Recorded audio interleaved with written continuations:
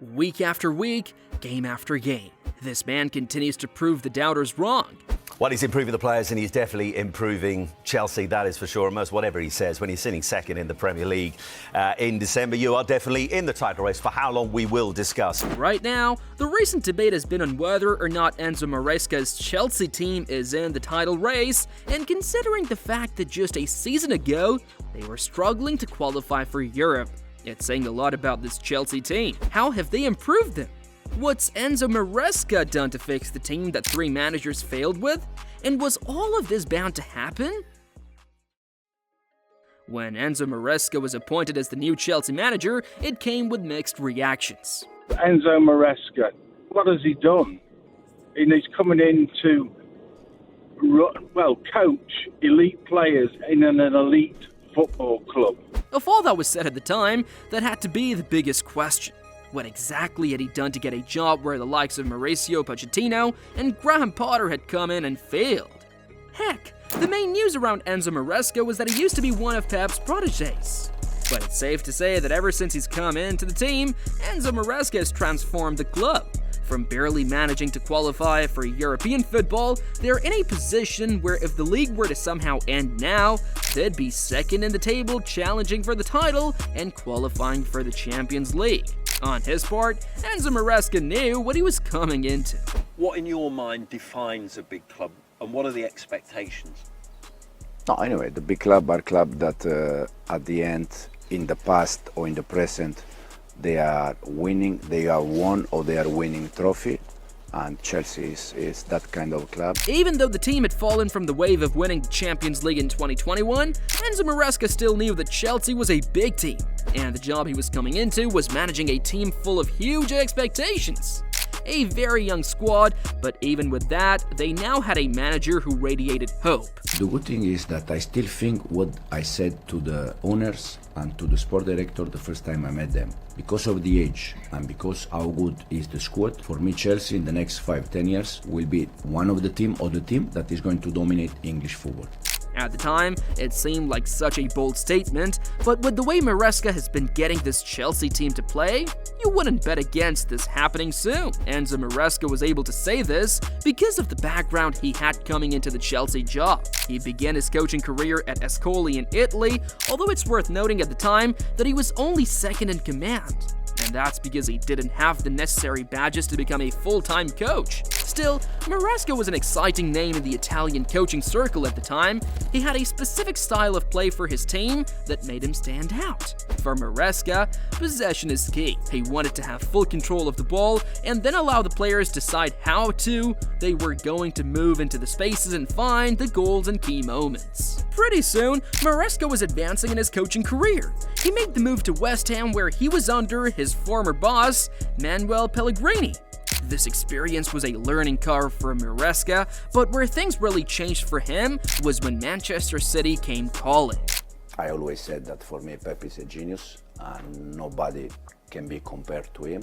He describes Pep Guardiola as a genius, and that's because of just how much he learned under the man. Enzo Maresca was in charge of City's youth team, particularly the under-23s, and he made so much of an impact that Parma came calling for him as a head coach. He left and returned to City only a year later, this time as an assistant to Pep. Leicester City came calling, and at the Foxes, he helped a team that had been relegated the season before get straight back into the Premier League after winning the championship. All of this helped prepare Enzo Maresca for the job ahead. Coming into the Chelsea team, he was very clear with who and what he wanted.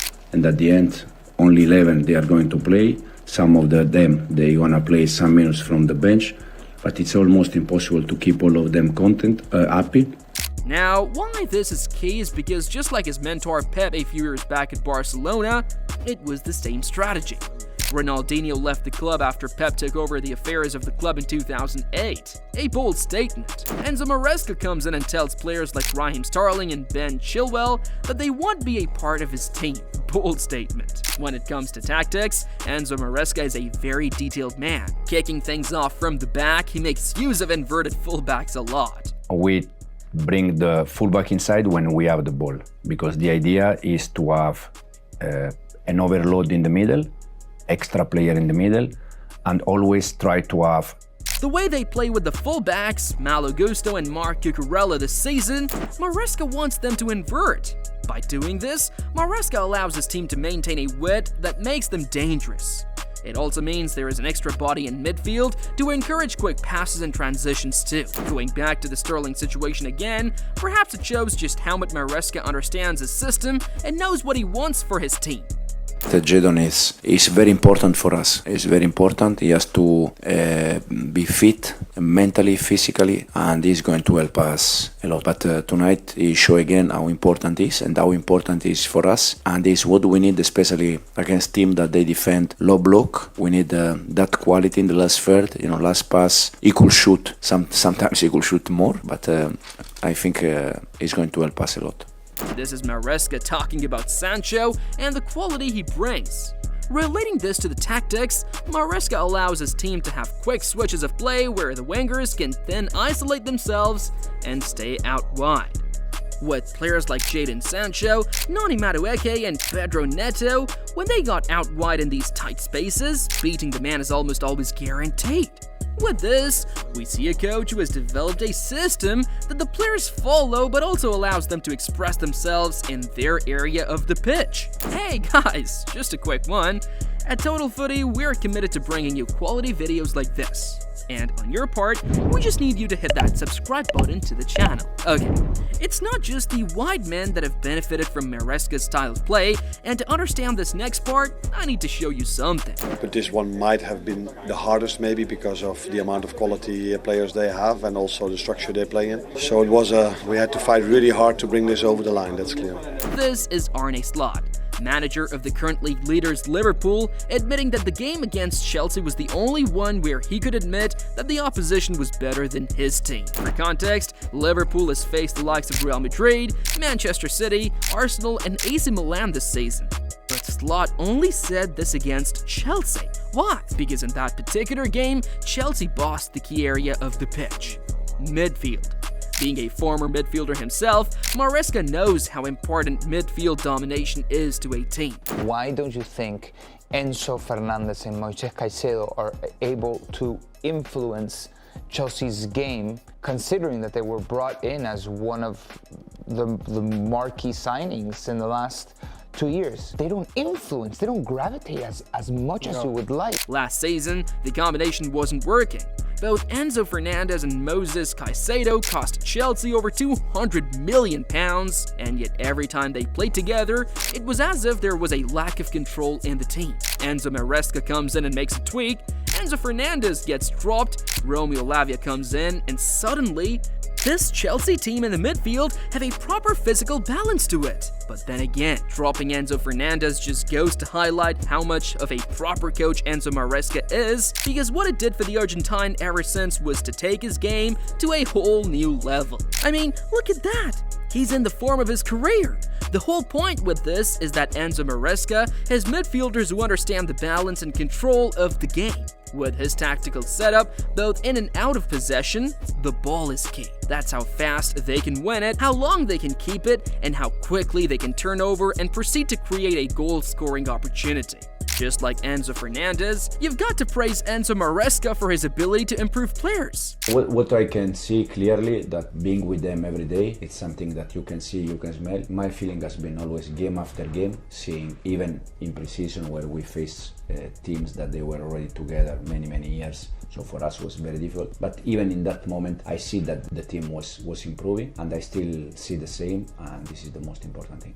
As he states here, that's his hallmark. He wanted to come into the team and improve the players he's met at the club, and we've already touched on how Enzo Fernandez has improved his numbers under Maresca, but it's more than that. Progressively, Enzo Fernandez looks a far better player than a few months ago. He's become very good at receiving the passes between the lines. He's now comfortable with his back to goal, taking the passes and playing key passes into his teammates. Another player who has really impressed and improved under Enzo Maresca this season is this guy. A lot was made about Chelsea's search for a new striker in the summer after a couple of big-name signings were linked to the club. But in the end, Enzo Maresca has chosen to stake his faith in Nicholas Jackson, and in return, the Senegalese striker has been repaying his manager's faith. He looks a better finisher now, is learning to be more composed, and is scoring goals too. Perhaps the biggest issue with Maresca's setup so far is when they play against teams that want to sit and defend. This was Maresca speaking after a 0-0 draw with Everton at Goodison Park, where he admits his team had to fight harder and play the long balls and win second balls to compete. But in all, it's part of a learning process. With all that's been said, we're talking about a man and a team that have only been together for close to 6 months now. Enzo Maresca is very honest with his players. With Noni, I have personal relation in terms of he can do much more. He can do much more. In the moment that he start to score or assist and he's happy, he start to drop a little bit. And the reason why he was not playing, because I don't like the way he train. And he has to understand that he has to train every day good. He has to be ambitious. If he score one tonight, he has to go for the second one, for the third one. He has to be ambitious. He has to give more assists. This is him talking about Enzo Maresca, explaining to him how he can improve and why he needs to improve to get to the level he knows he can reach. He's not playing in this moment. We have so many games. He's going to play for sure in the future. Now he's not playing. That means that he's not going to play tomorrow in 2 days. And that means that Romeo and Moy, they are always going to play. Because in the moment that some of them drop. This is also him talking about Enzo Fernandez and why he left the Argentine out of the team, the talk that sparked Enzo's new form into life. In all, what Chelsea is now in a manager who understands the system and one who the same fans didn't believe in before, are starting to see just how good he is now. Just love how Maresca, he has these small subtle tweaks that he changes in game, and I think he does that so well. Like, he's so adaptable. Instead of having a winger, he likes to have Cucurella high and wide so that the midfielders can drop in and tuck in. Sometimes he inverts the fullback, sometimes he plays with just 3 in midfield. I think it just keeps the opponent guessing, and I think that's why we've been so good. They're buying into the project. The Chelsea job was always going to be tough, but it's safe to say Enzo Maresca isn't getting carried away. Say consistently that you're not in the title race. Do you still maintain that? Absolutely, yeah. Your level though on points and goals scored and goals conceded with Arsenal, who are in the title race, so what's the difference? That they have been there in the last 2 years, very close to City, and we were very far to City. You're not doing it to protect your players, take the pressure off? No, I said to be in the title race is nice pressure for me and for the players. It's not that kind of pressure that you don't like.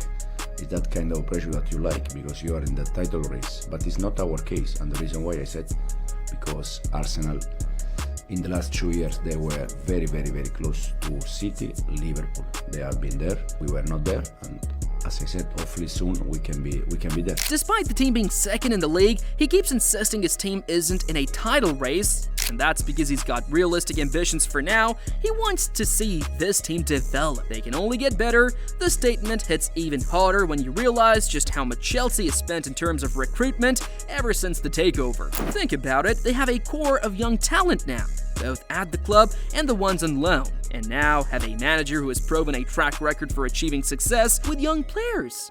It's a win-win for Chelsea, and the team Enzo Maresca is building does indeed look set to dominate English football for years to come. Hey guys, if you enjoyed this video, do us a solid and hit that subscribe button to the channel so you never miss out any of the latest videos from Total Footy.